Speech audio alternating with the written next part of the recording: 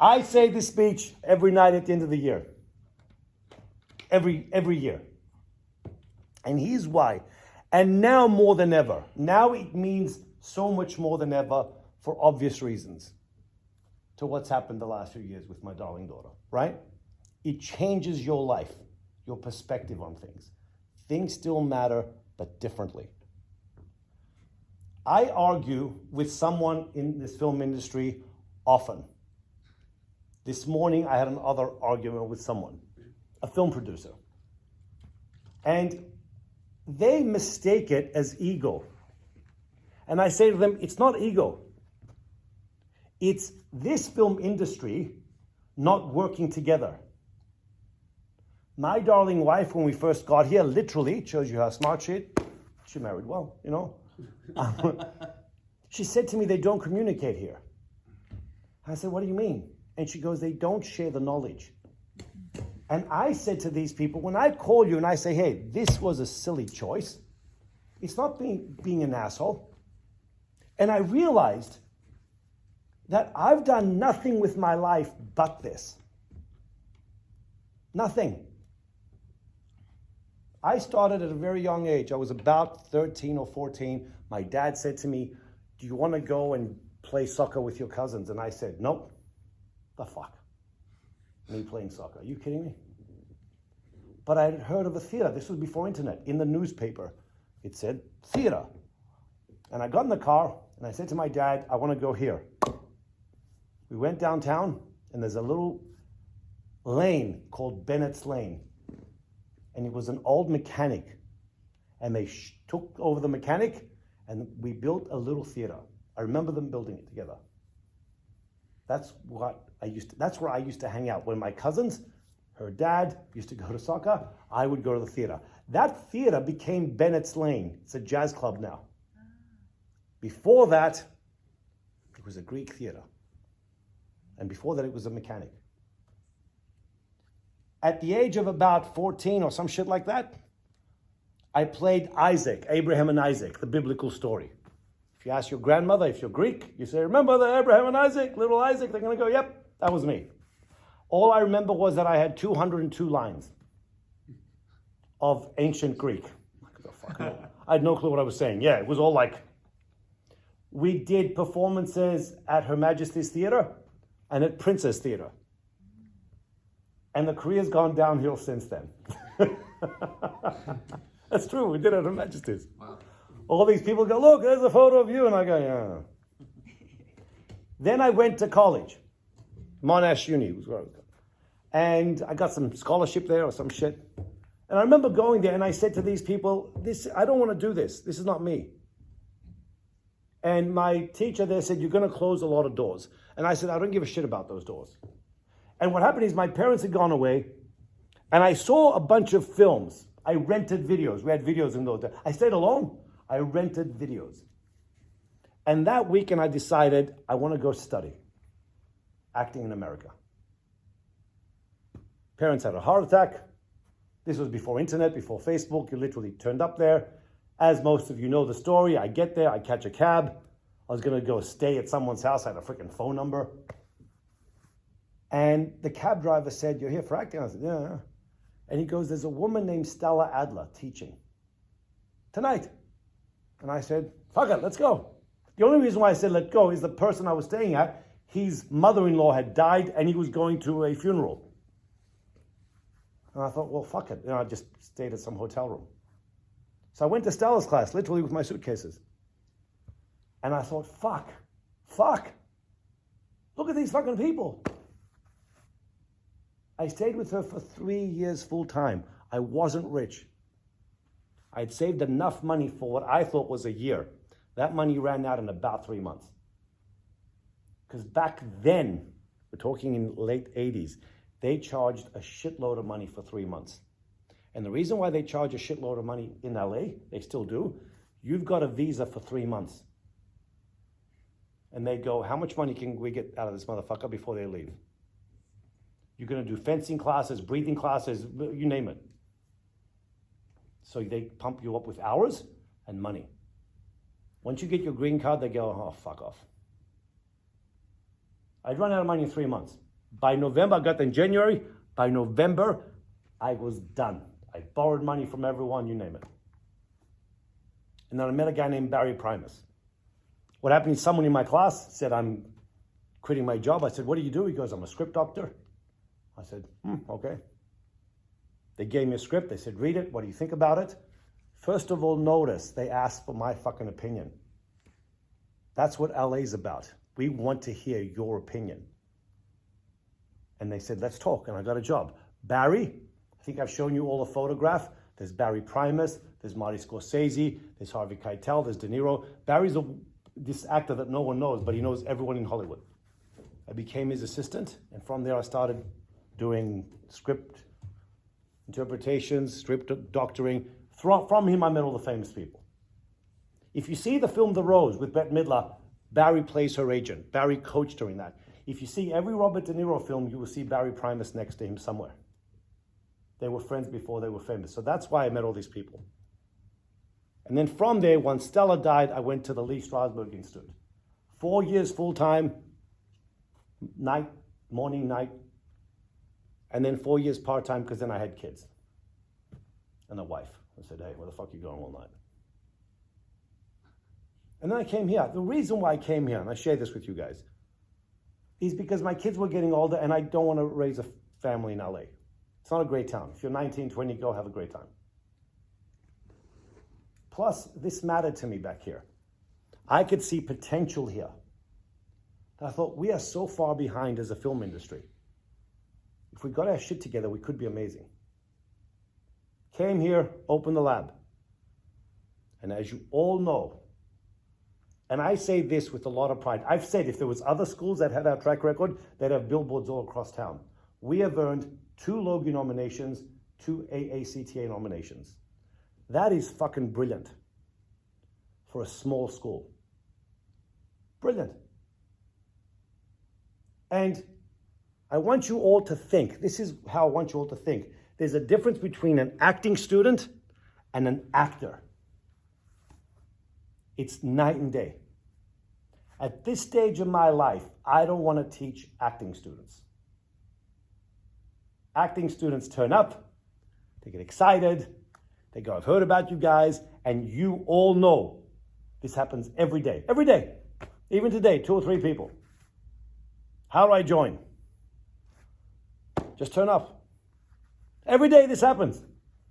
And I'm the kind of fuck up that doesn't even have a formal letter. I literally type every single motherfucking time. That's why you get so many spelling mistakes. I'm not good like that. Outside this world, I'm a complete dysfunctional human being. Outside this world. But in this world, and it's not ego, you'd be hard-pressed to find someone that knows their shit. Because I've studied with some of the best fucking people in the world. So why I say that, and this is why it's not ego, don't tell me what to fucking teach in my class. Someone emailed me saying your school's not accredited. And I said, who the fuck is going to tell me what to teach in this class?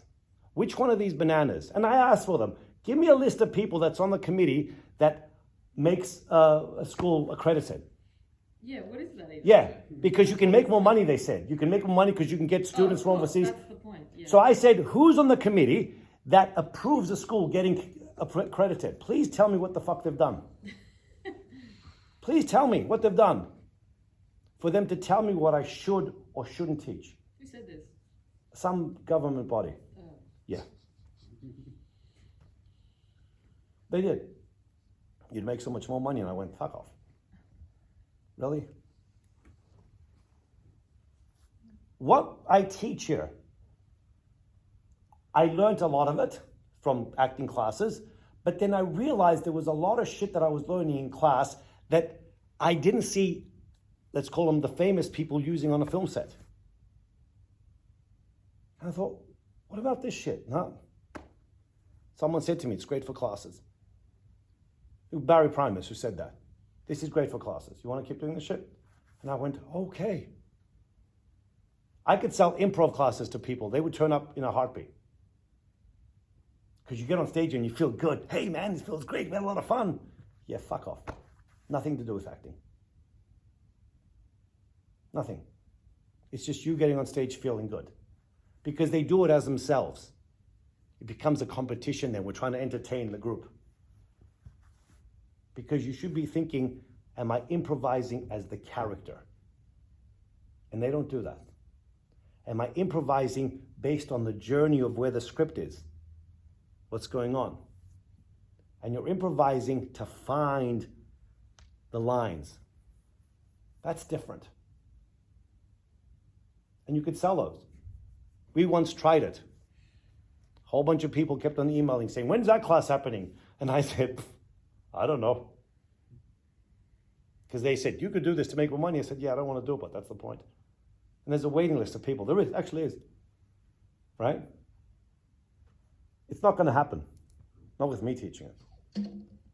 Point is this. Why we turn up here and you and you and then you and you have been here the longest. You're new, this comes all the time now. Is we turn up every day. Sometimes there's one person in class, sometimes two. It doesn't matter to me if there's 2 people or fucking 20 people. It's actually irrelevant to me.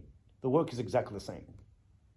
We're turning up here so we learn acting skills, and then we get out there and get to work.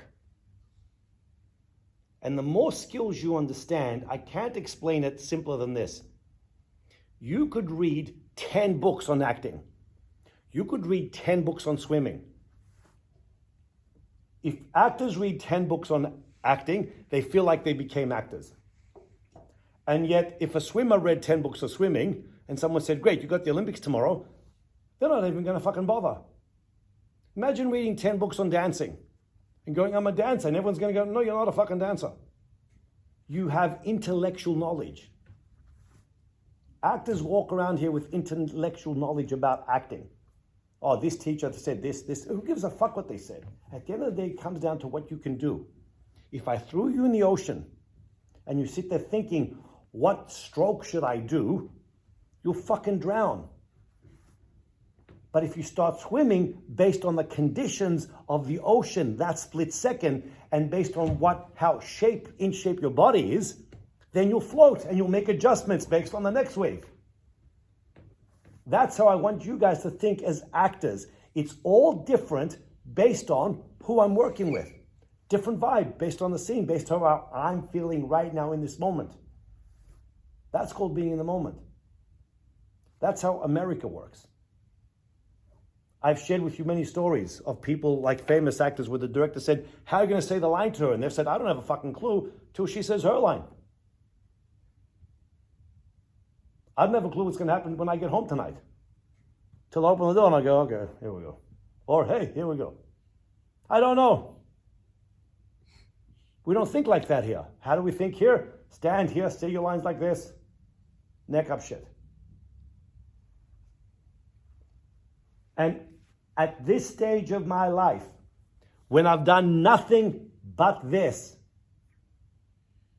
that's my only focus here.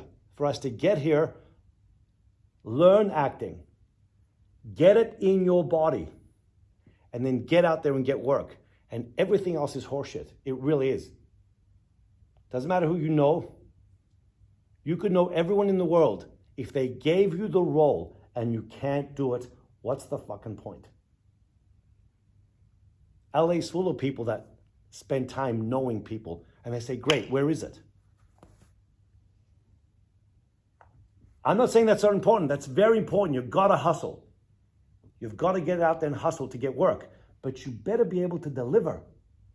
And we are really talking about the level of acting at the top tier.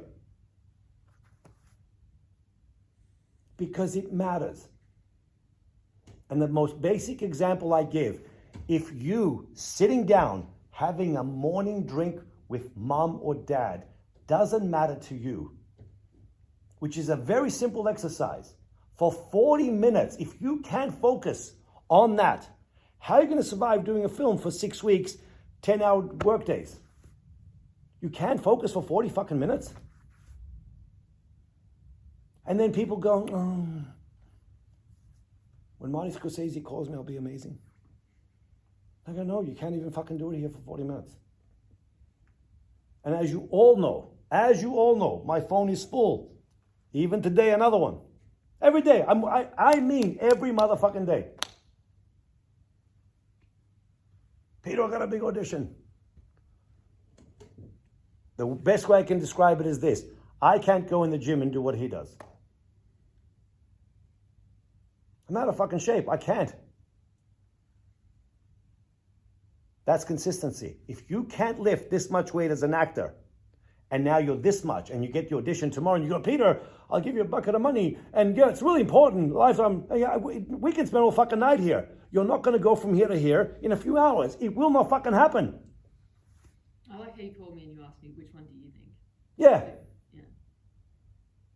And some of you are different. I can work with her. I can work because we know each other enough. We understand each other enough. I can say, try this, try that. Do you know what I'm saying? But ultimately comes down to one thing. And I've worked with two amazing casting agents in LA. One of them was Gail Levin. The other one was Sheila Jaffe. Gail did all the Tom Cruise films. And she did Gilbert Grape with DiCaprio. I was her cameraman. And Sheila did Sopranos and a bunch of other shit. What happens is in LA, when they give you 5 to 8 callbacks, by the 5th callback, everyone looks the same, everyone's the same category, everyone is good. Otherwise, you wouldn't get to the fucking 5th callback. Then they go, can they now deliver if I push them in that direction? Can they take it further? And you've got the producer in the room and the director in the room. These are extremely fit actors. I mean, the competition is intense. That's why people go, oh my God, I can't, when I go to LA, I feel free and I feel creative. And I go, LA is shit. It's a bunch of fucking dirty freeways. It's the people there that are working really hard. So you get inspired because the auditions are massive. You don't have to be in LA, man. Be amazing here. Put that pressure on yourself to be so fucking good that they don't have a choice but to go, fuck. Based on the script. Based on the script. Stella Adler used to say, the script is the bone, you are the muscle. You can't put a muscle this big on this fucking bone. Won't make sense. So your choices have to be what we call educated opinions. Not I think. I think is general. As I've said in the past, we can all go to a 5-star restaurant and say, what do you think? I think I like it. I think I don't like it. We're not fucking chefs.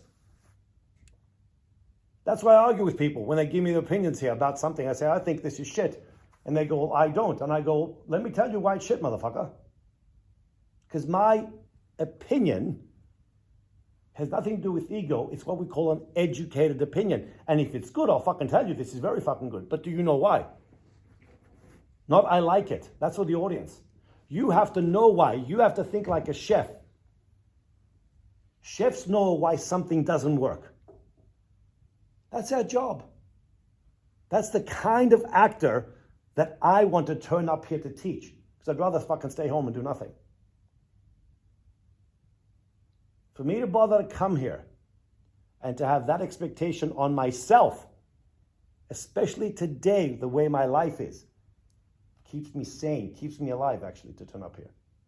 But I put that pressure on myself. Otherwise, I go, why have you wasted 40 fucking years of your life? If this doesn't matter, I can't just come here and go, oh, it's a Thursday night class, who gives a shit? Then I might as well take home. And I'm very honest.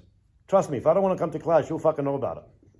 Some of you have. You don't even get a text message. People turn up and go, where are you? I couldn't be fucking going. I went fishing today. That's happened twice. But if I'm here, I expect that from me. And I want that. Don't go, Peter expects it from me. I want you to expect that from yourself. To come in and go, the bar is this fucking high. Because what happens is this, if you expect it this high when you do a little fucking scene on this stage, then you'll expect it out there. And you've conditioned your body to work at your full capacity.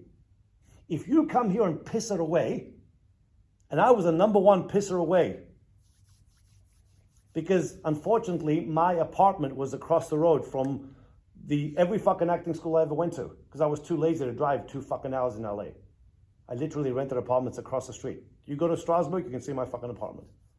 So the problem with that was it became the party apartment.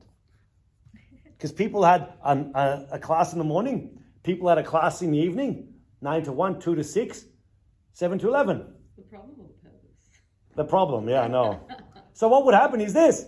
Someone would turn up at fucking 1 o'clock and go, hey, what are you doing? I got a class in an hour. How about we fuck this class around and let's just focus on the 7 o'clock class. And by 7 o'clock, the fucking apartment was rocking. And you said, well, it doesn't matter if I missed a day, but tomorrow I'll be amazing. And it doesn't matter if I miss this week, but next week I'll be amazing. And what happens every year? Now it's Christmas time. Well, it doesn't matter about this year because it was COVID and it was shit. Now we've got an excuse. But next year I'll be amazing. And just like a gym, everyone joins a gym at the beginning of the year. And everyone says, this is going to be our year. And nothing happens. And then we get to Academy Award time. And everyone said, this is going to be our year. And they put it on Facebook and they fucking tag me because I don't know why. They actually do. I can give you a list of people that I hardly know and they tag me. They do it to go, look, Peter, on mobile. Yeah, great. So if you're trying to get there at this very high mountain, you have to drive consistently very hard to reach that goal. If you're down here, you'll never fucking get there. And see, we're too scared to admit that we will not actually fucking get there. Because that hurts to admit that we won't get there. Do you know what I'm saying? It's very hard to look at yourself in the mirror and go, this ain't gonna happen. That's your own discipline. You have to own that. And now is the time to do it, because now it's next year. And you've all heard this. That's why I say it at the end of every year. If your boss asked you to give 2 hours a day today, 2 hours a day, your day job. Listen, motherfucker, you gotta give me 2 extra hours. We're very busy. You go to school. Listen, motherfucker, we need 2 extra hours. You're going to do it without thinking. Without thinking. Because the immediate consequence is you lose your job. But to give it to yourself, to say, I need 2 to 3 hours a day for my career, first thing you'll piss away is this. I don't have time for those 2, 3 hours. I don't have time to give my career 2 to 3 hours a day. And everyone tells me the same thing, but I love it. I know you love it. Stella Adler in the late 80s used to say, everyone loves the ideal of acting, no one loves the work.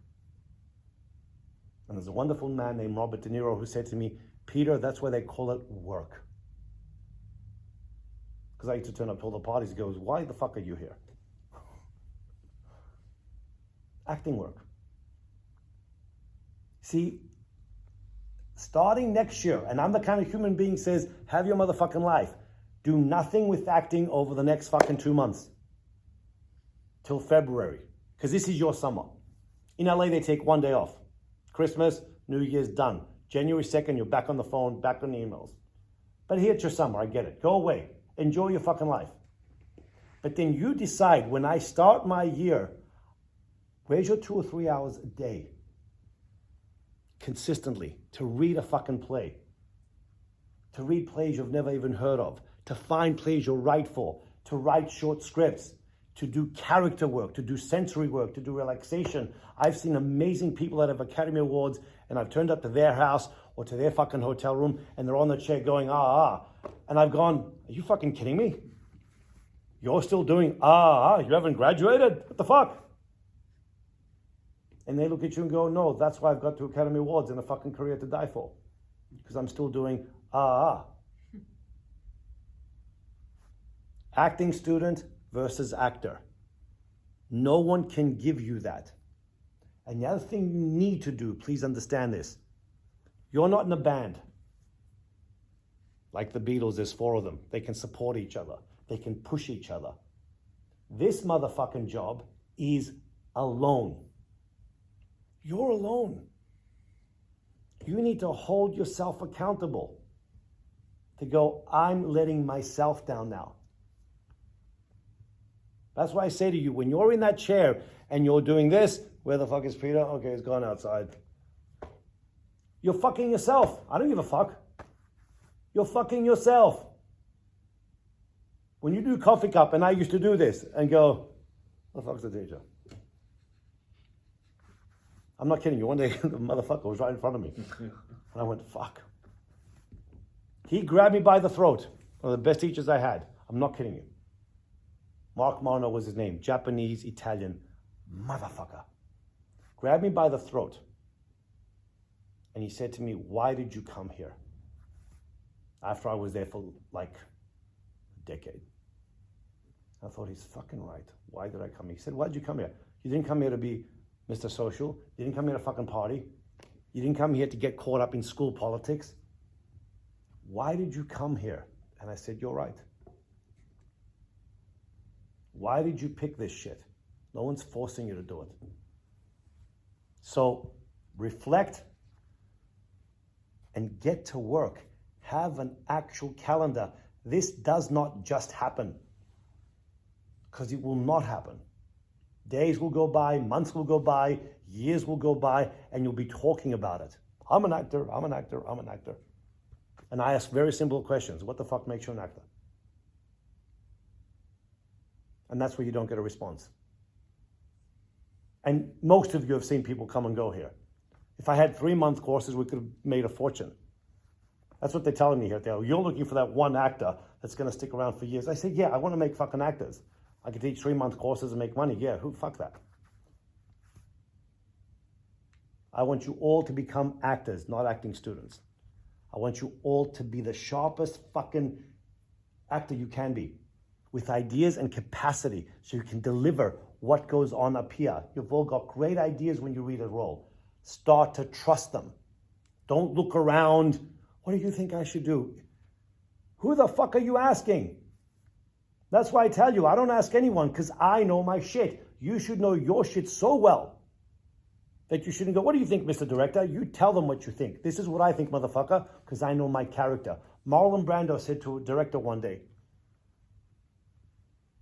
you've got 30 characters to worry about. I've got one. Don't tell me what to do. See, here they think it's ego. There they know it's work. You think De Niro asks people for permission? He doesn't.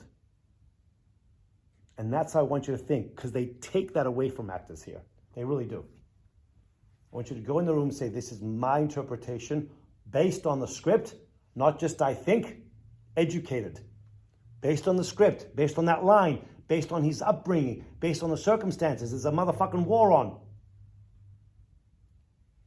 That's why the character would walk like this, dress like this. And just do it. That's what separates actors from acting students. And when you do it consistently, you're going to feel amazing. You're going to go, I'm a fucking actor. And when you change that mindset, when you go down that path, things start to happen. They actually do. You'll be amazed at what happens. And also, really quickly, people also come towards you because then they feel that energy. This person's fucking serious. I can't fuck around on a set. This person's got their shit together. They're focused. It's not ego. See, we mistake it as ego. It's not. You're here to do the best fucking work. I don't give a shit. It's a fucking short film on a weekend with a fucking little camera.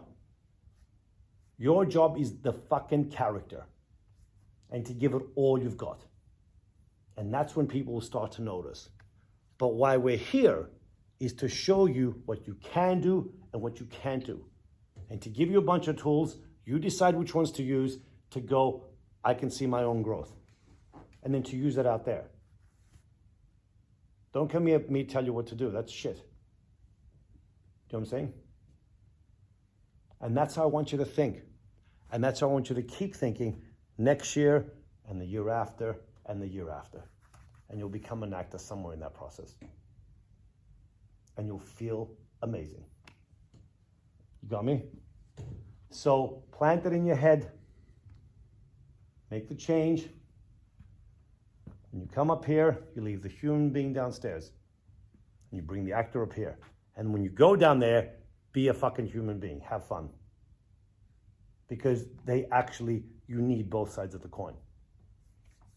I've often said, Stephen King, the writer, once said to me, when I put the pen down, I stop. When you leave down here, you stop. And when you say, I'm working tonight at home from 6 till 10 o'clock at night, that's when you work again. Because you need to relax the body. It's all, you know what I'm saying? If you have a great idea about acting, write it down. But from 6 to 9, you don't check your phone, you don't go out socializing with your friends. You're busy. That's your day job now. That's my fucking day job. I'm busy. Look. You got me? Have that discussion with yourself. Only with yourself. Don't tag me on Facebook. Only with yourself. Think about it. You should all be amazing actors. And there's no magic bullet, there's no shortcut. That's all it takes. It's called fucking work. Okay? I'll shut the fuck up now. And we'll see some work.